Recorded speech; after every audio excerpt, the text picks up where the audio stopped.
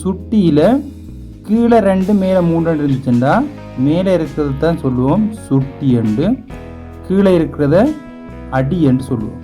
இதை சுட்டின்னு சொல்லுவோம். அதே மாதிரி வலுவன்னு சொல்லுவோம், அடுக்குன்னு சொல்லுவோம். இப்படி பல பேர்களால் சொல்லுவோம். மேலே இருக்கிறத சொல்லுவோம் அடுக்கு, சுட்டி, வலுவன்னு சொல்லுவோம். கீழே இருக்கிறத அடின்னு சொல்லுவோம். இப்போ இதை வச்சுக்கொண்டு இதுக்குரிய விளக்கத்தை விடையை நாங்கள் எழுத போகிறோம். 2 3 அடுக்கண்டா 2 அடி, இது சுட்டி, இது சுட்டி, இது அடின்னு சொல்லுவோம்.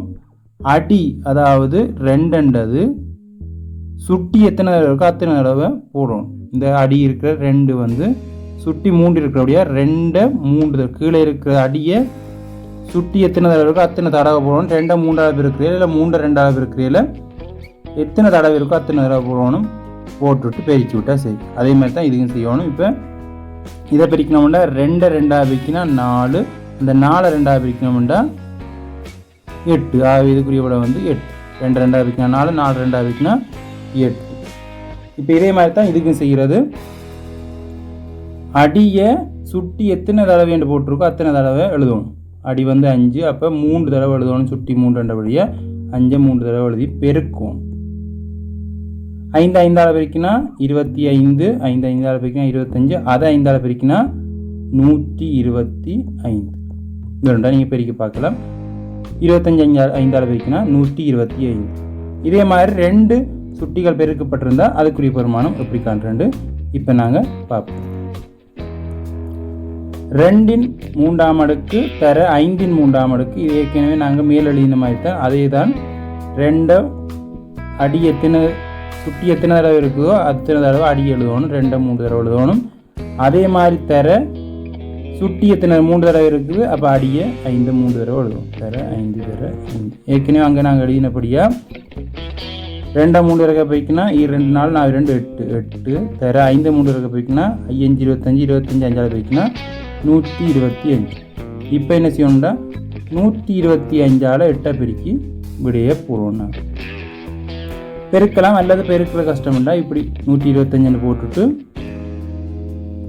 பெருக்கல் அடையாளம் போட்டு 8 8 பெருக்க போகிறோம். 8 5 40 0 எழுதி 4 மிகுதி, 2 16, 8 5 40 0 எழுதி 4 மிகுதி, 2 16 16 4 20 0 எழுதி திரும்ப 2 மிகுதி, 8 8 8 2 10 8 2 10. இதுக்குரிய விட வந்து 1000. 125 8 பிரிக்கினா விட வந்து 1000. அதே மாதிரி 4வது கேள்வியும் செய்யலாம் நாங்கள். அதே மாதிரி கேள்வி தான் இதுக்கும். என்ன இங்கே 7க்கு அடுக்கு தெரியல். ஒரு பெருமானத்துக்கு அடிக்கு மேலே அடுக்கு இல்லையண்டா அதுக்கு மேலே 1 இருக்குன்னு அர்த்தம். இப்போ எல்லாராலையும் செய்யக்கூடியதாக இருக்கும். 1 இருக்குண்டா 7 அடுக்கு எத்தனை தடவை இருக்கோ அத்தனை தடவை பெருக்கணும். 1 இருக்கிறபடியாக ஒரு தடவை பெருக்கினா போதும். அதே மாதிரி 3 அடுக்கு 3 தடவை இருக்கக்கூடிய 3 தடவை போட்டு பெருக்கும்.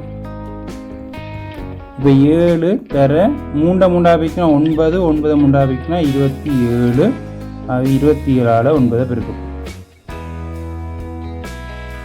3 9 9 3 27 27ஆல் 7 பிரிக்கணும்டா 7 7 49 4 மிகுதி, 7 2 14 14 4 18. இதுக்குரிய விட வந்து 189. 7 1 அடுக்கு தர 3 3 அடுக்குன்னு அதுக்குரிய விட வந்து 189. அதே மாதிரி 2 3 அடுக்கு 5 3 அடுக்கு தர 5 3 அடுக்குன்னு அதுக்குரிய விட 1000. அதே மாதிரி 2 3 அடுக்கு 2 3 தடவை பெருக்கணும் விட வந்து 8. அதே மாதிரி 5 3 அடுக்குண்டா 5 3 தடவை பெருக்கணும் விட வந்து 125.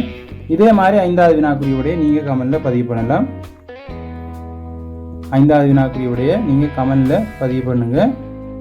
நாங்கள் அடுத்தடுத்த காணொலியில் சந்திப்போம். அடுத்த காணொலி வந்து ஏற்கனவே நாங்கள் a வர்க்கம் சமன் 5 வர்க்கம் என்று இருந்தால் இதுக்குரிய விட எப்படி காண்றேன்னு பார்த்து நாங்கள் அடுத்த காணொலி பார்க்க போகிறது a வர்க்கம் கழித்தல் 3 வர்க்கம் சமன் 0 இப்படியான கணக்கு பார்க்க போகிறோம். அதுக்கு பிறகு இப்படியான சுட்டிகளை தனி சுட்டியில், அதாவது 2 5 அடுக்கு அப்படி நிறைய சுட்டிகள் இருக்கும்போது அதை தனியாக ஒரு சுட்டியில் எப்படி போடுறது தான் பார்க்க போகிறோம். தனியாக ஒரு சுட்டியில் எப்படி எழுதுறேன் அடுத்தடுத்த காணொலியோட பார்ப்போம். நாங்கள் அடுத்த காணொலி வந்து அடுத்த காணொளி வந்து a வர்க்கம் மைனஸ் 3 வர்க்கம் சமன் 0, a வர்க்கம் கழித்தல் 5 வர்க்கம் சமன் 0, அதே மாதிரி a வர்க்கம் கழித்தல் 16 சமன் 0, a வர்க்கம் கழித்தல் 81 சமன் 0. இப்படியான கணக்கு எப்படி செய்யணும்னு பார்க்க போகிறோம். இது ஏற்கனவே பார்த்தது. இதுக்கு இன்னொரு வழி இருக்குன்னு சொன்னாங்க, அந்த வழியை ஏற்கனவே பார்த்துட்டோம்.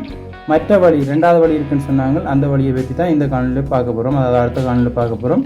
அதை பார்க்குறதுக்கு மறக்காமல் நம்ம சேனலை சப்ஸ்கிரைப் பண்ணி வச்சுக்கொள்ளுங்கள். தொடர்ந்து நாங்கள் அடுத்தடுத்த காணொலியில் சந்திப்போம். இறுதி வரைக்கும் பார்த்ததுக்கு நன்றி. பிடிச்சிருந்தால் லைக் பண்ணுங்கள். மறக்காமல் இந்த 5வது கேள்விக்குரிய விடையை கமெண்ட்டில் பதிவு பண்ணுங்கள். நாங்கள் அடுத்த காணொலியில் சந்திப்போம். நன்றி.